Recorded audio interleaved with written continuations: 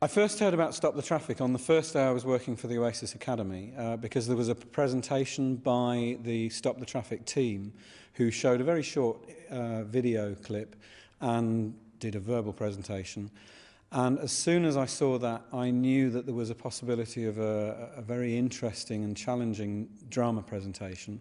And I just immediately wanted to write a play about it. I thought it was a great idea, and I knew that it would challenge the drama students that we had here to produce some really interesting work. And the stories were so desperately tragic that it would motivate them to produce the kind of work that perhaps we'd never done before.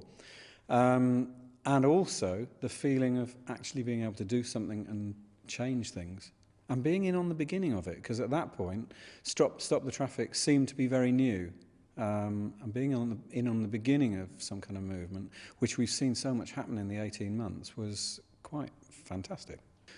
The challenges in writing the play have more been with how to put something in it that's going to be light relief. And I was watching a programme, I think, about the journey of Tony Blair to number 10. They had this countdown of days and votes. And that idea, as I was watching that, it suddenly came to me we could do the Million story as a parallel story to the different Stop the Traffic stories, and that provided the light relief. It's taken a while to get the office scenes to work as we want, but I think now we've just about nailed it. I'm not sure that the script as a written script is a different Wheeler play, as you call it. It's much more in the way this particular production has been presented.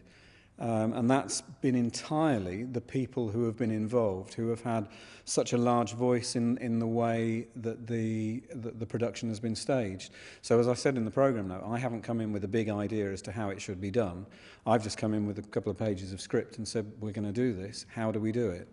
And they've put in their ideas.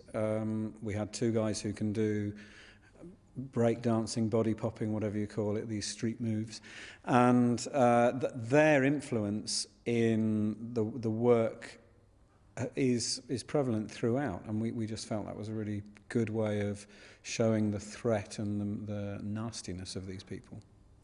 We've always done the plays, for example, Dan Nolan. I think it's a close relation to the Dan Nolan play. We did that with a cast of 4. After having done Graham with a cast of 11, it was quite a step up to do this with a cast of 17 or 18. And there was some big debate amongst the cast of it won't work.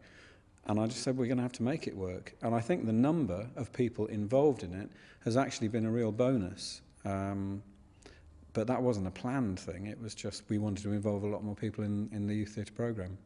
I think the impact of this play is going to be big because not many people know, or we're at the beginning of the journey of people knowing about Stop the Traffic. So I knew nothing on the day the presentation happened to me. I've seen people who have heard of Stop the Traffic but didn't really know what it was about. And the play kind of explains it, hopefully more clearly.